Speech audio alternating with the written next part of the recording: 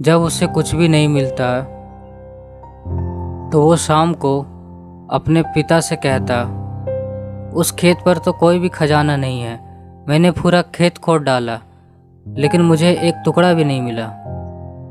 चंद्रधर कहता है, कोई बात नहीं बेटा, अब जब तुमने खेत खोद ही दिया है तो उस पर ये बीज जाके डाल दो, कम से कम कुछ फसल तो उग जाएगा।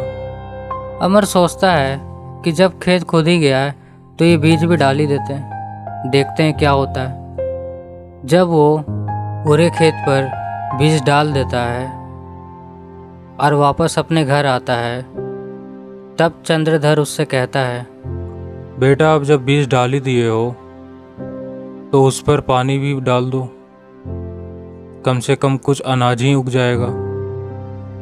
अगले दिन अमर ऐसा ही करता है और उस खेत पर पानी डाल देता है।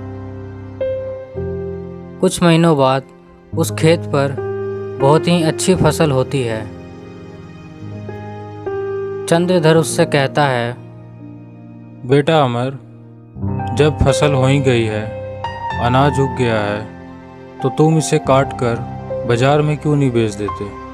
कम से कम घर में कुछ पैसे ही आ जाएंगे। अमर ऐसा ही करता है।